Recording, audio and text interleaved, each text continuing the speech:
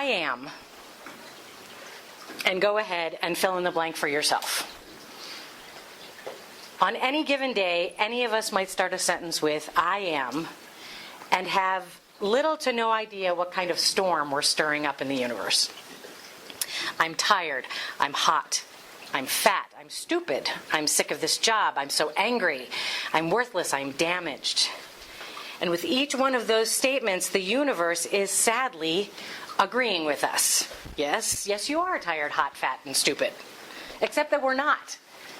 It's just the universe always says yes. So when we give it, it goes, oh, all right, yeah, you are. The truth is we feel tired. We feel hot. We feel fat, stupid, damaged, whatever we feel. And feeling something, as you all know, is way different than being something. And trust me, this is more than just semantics. I love semantics. But it's more than that. It's really one of the most essential keys to our freedom. So just for a second, I'm going to ask you to close your eyes or lower your eyes for a moment. I know it's still early in the talk and I'm already making you do something, but work with me on this. And just sort of go into your own space. And when I say go, I want you to just please whisper to yourself an I am statement that has a negative charge to it. You can use any of the ones I gave you or any of the ones that you might use on yourself. Okay, go.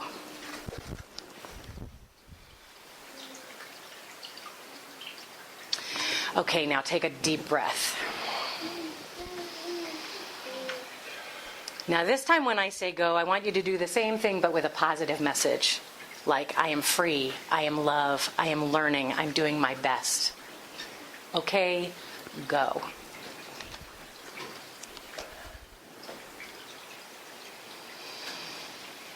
Whew, and another big breath. And just nod or smile at me if you noticed the difference. Yes, okay. So the truth of life is that we are only one thing. We are individualized expressions of the one. That's it. We're spirit and form. That's all we ever were. That's all we ever are. However, because we agreed to take on this adventure of a life in Tupperware, we now feel things, and we feel many things, and we label these things good or bad or catastrophic or celebratory. And all these things ever are moments in time. They're neutral moments that bump into our humanness, our human suits, and then we judge and we label and we take ownership of them. And that's nice when they're fun, when they're cool or exciting things, that's great. It's just there are those other moments. I recently watched a video of a comedian, Fortune. Her name is Fortune. And she's pretty funny, but for the most part, her entire act is self-deprecating and mocking and hurtful to herself.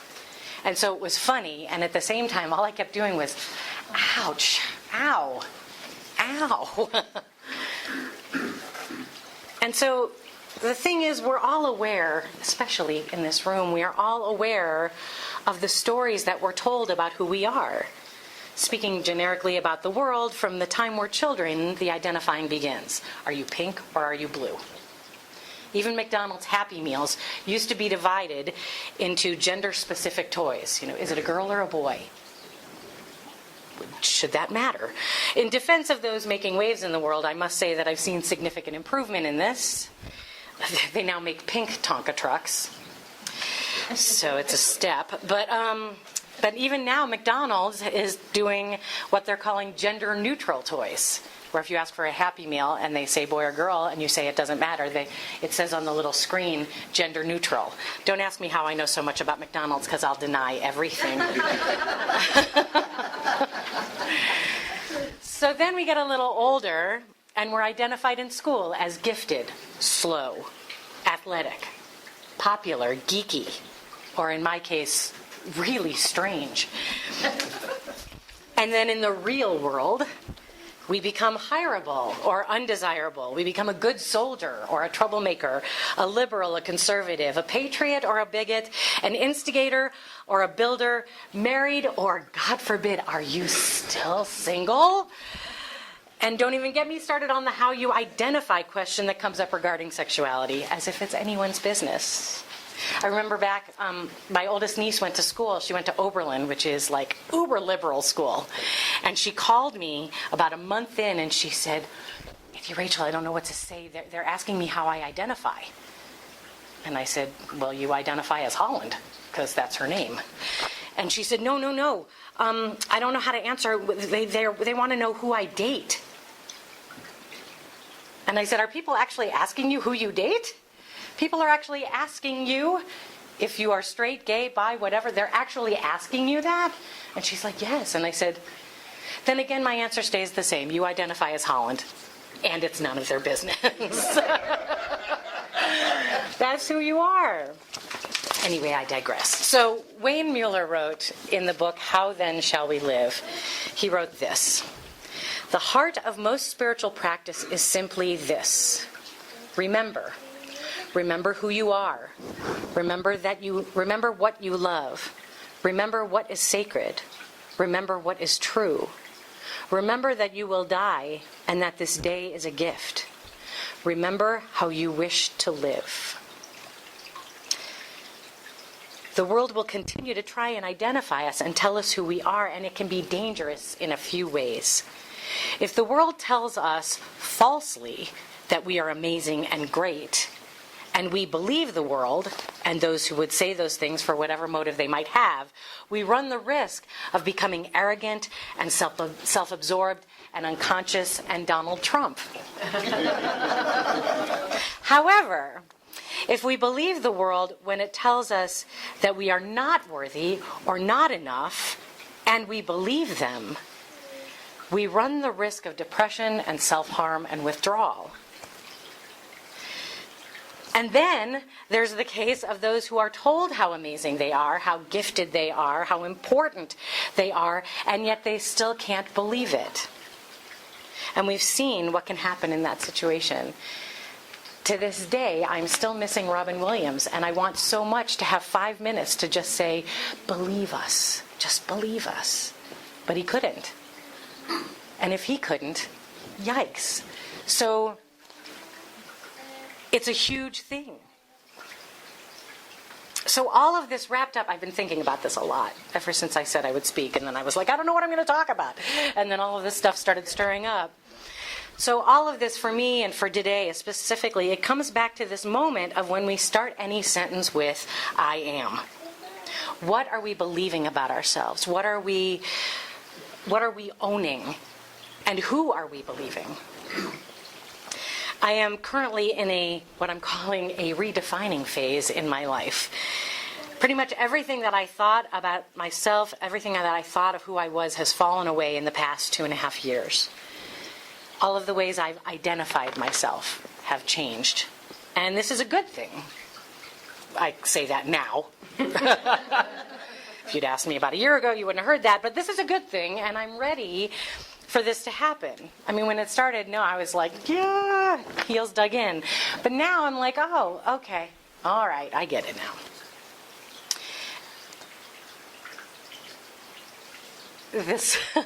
Have you ever had this thing where you start thinking about a thought and then it becomes a theme? And then everywhere you go in your life, it's like, oh, there's the theme, there's the theme. So this theme that's been coming up is the caterpillar to the moth. It's been coming up a lot.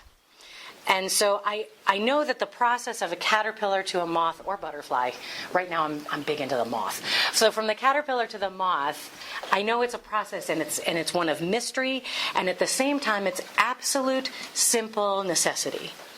The mysterious part is what I believe Buckminster Fuller was referring to when he says, there is nothing in a caterpillar that tells you it's going to be a butterfly. So you can look at a situation and go, there's nothing coming out of this. And yet it is. It always is. You know, we can't see it, and yet it's going to happen. It is a process. Maintaining sanity and clarity through a process requires patience and compassion and saying, I'll get out of bed again today, yes. So for this new phase of my life, my new caterpillar to moth phase, I have a new mantra, and it is Italian. And the words are ancora amparo. And it's a quote attributed to Michelangelo. And it translates as, I am still learning. I am still learning. And if Michelangelo could say, I am still learning, I'm feeling pretty confident in myself. And so this is how I remember. On a dark day, I remember, I am still learning. This moment is not the end of everything. There are moments to come. So we're all learning something in every moment we're alive, and that's why we're here. That's why Dan Millman calls this Earth School. We're not just hanging out. We're here, we're learning stuff. And here's something that I've figured out about this whole learning thing that goes back to the caterpillar becoming the moth, and yeah. When we learn something and it changes us, we don't stop being who we were or who we are. We just become us 2.0. We become us wiser, stronger, more mature, more weathered by life. When I learn a new lesson, a new life lesson, it changes me, it transforms me, and it doesn't remove the me I was before the lesson. Does that make sense? You're okay, good, because as I was writing this, I'm like, oh, check in, Rach, check in. So a couple weeks ago, I was listening to Radio Lab on NPR, and they were doing this segment called The Goo and You. And of course, I immediately loved it because I'm a huge fan of the goo. It's that goo between caterpillar and moth. It's goo time. It's dark and it's gooey and it's unformed. And what I love most about the goo is the goo doesn't judge itself. The goo isn't like, oh, God, I'm goo. Oh, God. Why am I taking so long? The goo just is. It's like, I'm goo. I'm hanging. When the time comes, I won't be goo anymore. And so I've always been a big fan of the goo. I even wrote a song about it, but I can't play it without laughing, so I've never shared it with anybody. It's very pretty. It's just silly. It's just ridiculous. So this period of metamorphosis, this goo time, when we're in a goo time, going through a divorce or going through a change or going through a moment of indecision or whatever, when we're in our goo time, I won't speak for you, I tend to beat myself up. Well, get on it, Rachel. You got to get moving. Get off the couch. Stop watching Lost. Go do something with yourself. And sorry, I watch Lost chronically. It's bad, but I love the show, so I always get something from it. And there's a great episode about a moth. See, it all ties in. It all ties in. But so, the goo is just so busy being goo and doing its thing, it doesn't judge. And yet we get so caught up in what does the world think of us while we're in goo time. And am I gooing correctly? And should I goo faster or slower? Or I need to improve my goo-ness. So anyway, there was this story on Radio Lab, and it was talking about transformations and consciousness. So these scientists did this study where they had caterpillars, and they introduced this very offensive aroma to the caterpillar. And when they introduced the smell, they also gave the caterpillar a very light zap. Aroma, zap. Aroma, zap. To the point where the caterpillar was repelled by the aroma. Didn't want to be anywhere near it. So then the caterpillar did its pupate thing, and it did its goo time. And after a month, it emerged as a moth. And the scientists introduced the aroma to the moth, and the moth avoided the aroma, just the same way the caterpillar had. The memory of the aversion went through the goo, in consciousness, through the goo to the transformation. Right? It blew my mind. I'm sitting there staring at the radio going, are you kidding me? That is so cool. Something in the consciousness of that caterpillar traveled through this huge cataclysmic transformation and remained as a moth. So when we learn a big life lesson, when we go through a huge change, we can say, I'm not who I was anymore. And that's all well and good, except something of our former selves carried through. I'm not who I am anymore. Yes, and it's in there. It's in there somewhere. That doesn't mean we can't release it or move forward from it. It's still there, though. We are who we are, and we've changed form. But wait, there's more.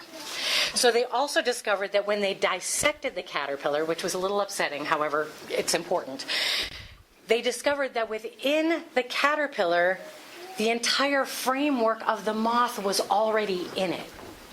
Very frail wings, transparent wings, little legs.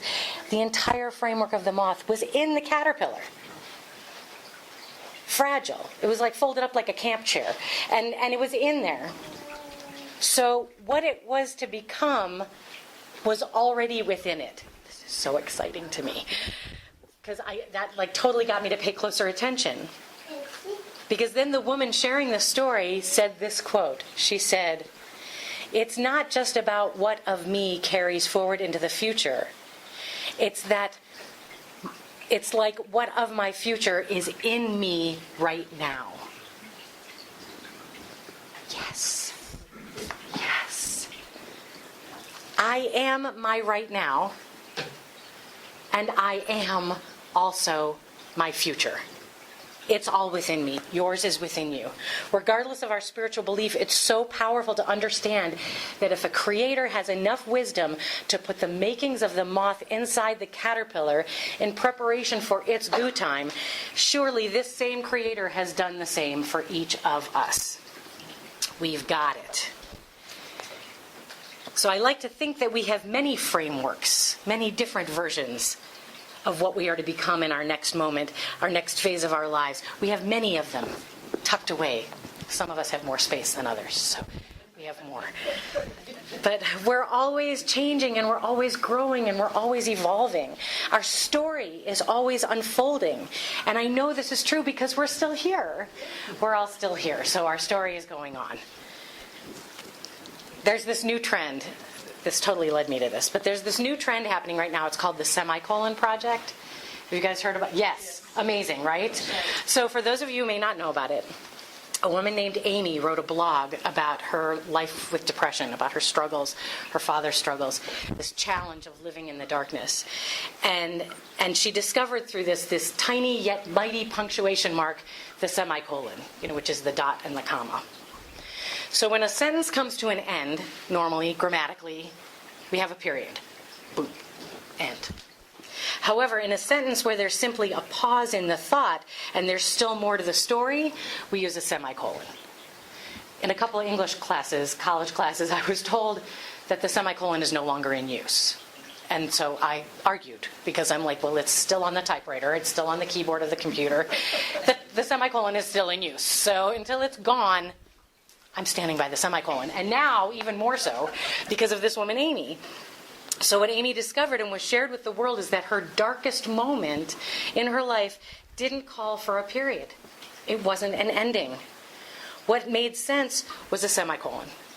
There was a pause. A chance to complete or change the thread of her thought, the thread of her life. So she tattooed a little semicolon on her wrist to remind her to keep that image going. And this has become a trend. There are people all over the world getting semicolon tattoos, and they're becoming super creative, and they're really beautiful. Some of them have words attached, some of them have images, and it's all these people who want a reminder that it's just a pause. It's just a pause. There's more to the story. And they're just beautiful. I actually designed mine this past week, so I'm hoping to get it. I'm leaving the state in September, and James Allen has been my buddy tattooing guy, so I'm hoping to connect with him before I leave, because I've designed my semicolon, and I'm all excited about it. But so there's a lot to this semicolon project, and it feels to me like a small and quiet way to keep being here, to keep saying, I am. To look at that and say, right, I am in a pause. I am in a change. This is not the end of my story. And it's okay. It's like this reminder to say it's okay to feel like it's the end of the story. That's okay. As long as we remember that it's not the end of the story. Just like it's okay to feel angry, just not to be anger. It's those semantic differences. It's okay to feel it. So for me, I totally understand, obviously, the desire to have reminders of truth. Because I've got these guys, which are my little mantras that remind me of things that I need to remember. I have memory slippage. I don't have it. I don't own memory slippage. I experience memory slippage, and so I put little mantras on me to remind me so that I can go, right, Rachel, be grateful. Right, you're here on purpose. And so I love that this has become a tattoo of the semicolon, a permanent reminder of you're still here, you're still here. Because let's face it, we forget. Sometimes we hear really great quotes. We're like, oh, I love that quote. I love that quote. I'm going to write that quote down. I'm going to keep that quote. And then like 6 months later, you're like, what was that quote? That was such a great quote. And maybe I'm the only one who does that. Hi, I'm Rachel. I forget things. Okay. But this is one, I'm going to share this quote because this is one that keeps coming back into my life, showing up at just the right moments. And so let's just take a breath because it's a long one. It's from Howard Thurman.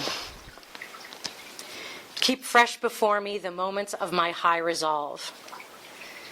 Despite the dullness and barrenness of the days that pass, if I search with due diligence, I can always find a deposit left by some former radiance. But I had forgotten. At the time, it was full-orbed, glorious, and resplendent. I was sure that I would never forget. In the moment of its fullness, I was sure that it would illumine my path for all the rest of my journey. I had forgotten how easy it is to forget. There was no intent to betray what seemed so sure at the time. My response was whole, clean, authentic. But little by little, there crept into my life the dust and grit of the journey. Details, lower-level demands, all kinds of cross currents, nothing momentous, nothing overwhelming, nothing flagrant, just wear and tear. If there had been some direct challenge, a clear-cut issue, I would have fought it to the end and beyond. In the quietness of this place, surrounded by the all-pervading presence of God, my heart whispers, keep fresh before me the moments of my high resolve, that in fair weather or in foul, in good times or in tempests, in the days when the darkness and the foes are nameless or familiar, I may not forget that to which my life is committed. Keep fresh before me the moments of my high resolve.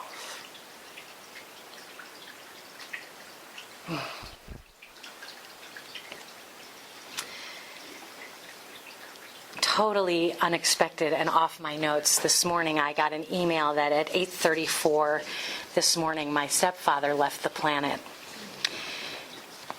And it was long in coming. It was one of those where we were like, be prepared, be ready, be prepared. And after a while of saying be prepared, be ready, you stop being prepared and ready because you've said it so much. You're like, well, okay, I'm kind of ready, I guess. And that email, I woke up this morning and there was this email from Ohio that had come 2 hours before I woke up, and I wasn't ready. And it was stunning. And this was a man who was a major league philanthropist in Cleveland and the areas around Cleveland. And his high resolve, he always had it before him. His high resolve, which was to give, to honor the family members that he had lost, who he loved, to honor my mom, and to give. They dedicated libraries and autism centers and children's hospitals and theaters and all kinds of wonderful endowments that will now carry his and my mom's name. And so as I read this morning before I got here, I just read over the quote and I thought, oh, yeah. He did get bogged down with wear and tear every now and then. And yet before him was always this high resolve to give, to be. So when we say I am, we are then declaring to the world what is our moment of high resolve. We are declaring why we're here. So I'd like to try something with you. We're going to listen, and if you'd like to sing, actually the words aren't on there, I was just going to tell them to you, but we're going to listen to this chant called Sawu Bono. And it's based on a Zulu greeting. Can I borrow you to do it? Sure. So, sure. So the way the greeting goes is I say, Allison, I am here to be seen. And then I say, I see you. And then you say, Rachel, I'm here to be seen. and I see you.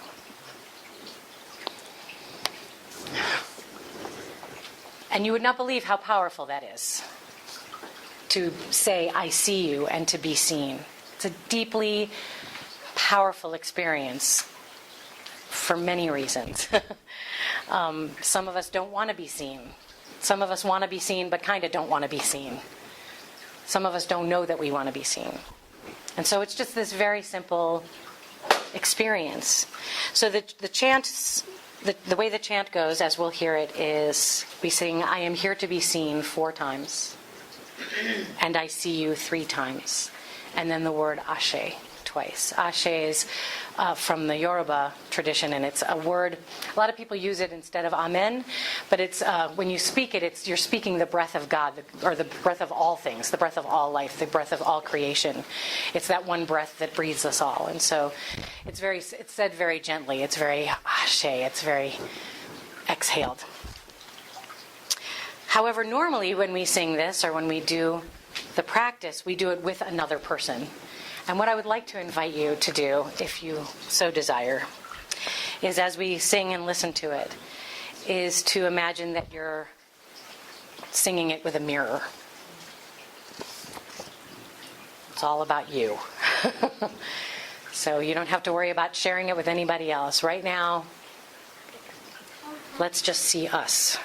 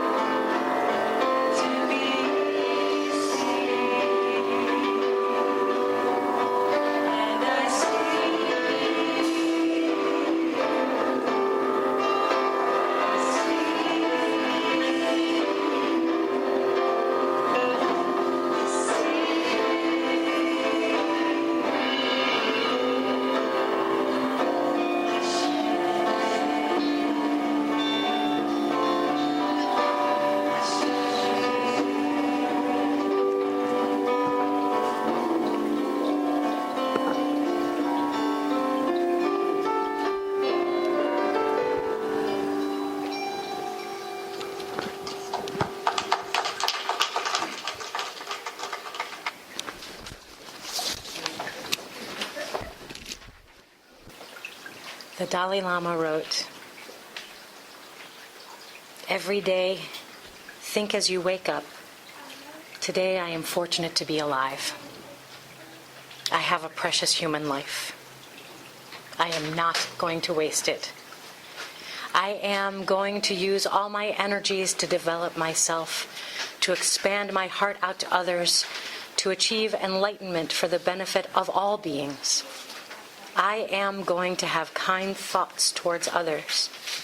I am not going to get angry or think badly about others. I am going to benefit others as much as I can. I am. I am whole. I am grateful. I am learning. I am resilient. I am authentic. I am courageous. I am. You are. We are." So if it's all right with you, I'd love to close with a song. Is that okay? Yeah. And it's called Float.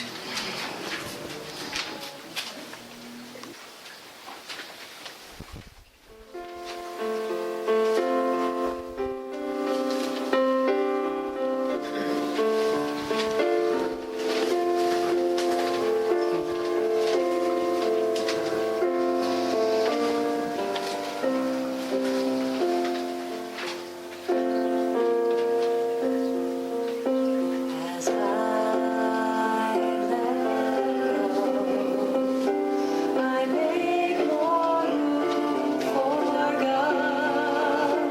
I make more for the God within me.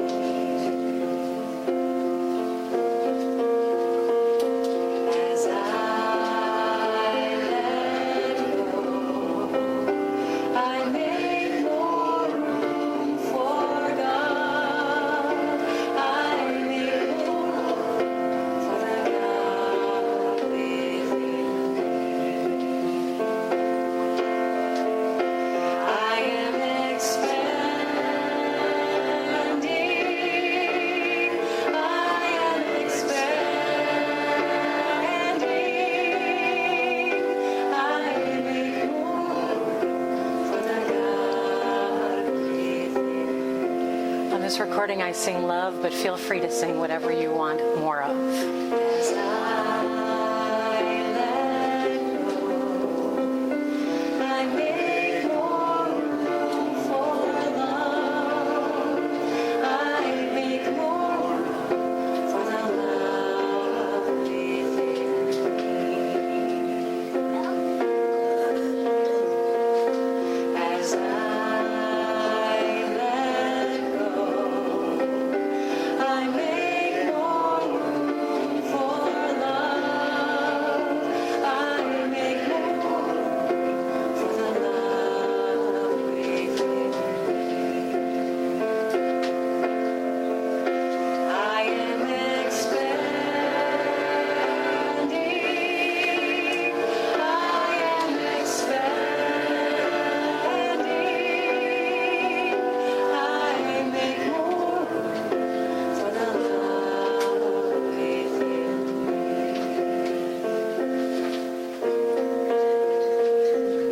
As I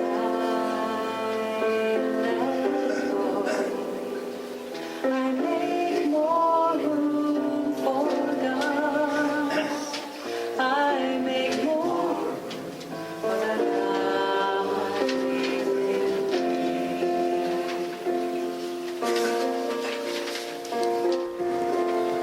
Thank you for welcoming me. Thank you for being who you are. Thank you for seeing me and allowing me to see you. And blessings, many blessings.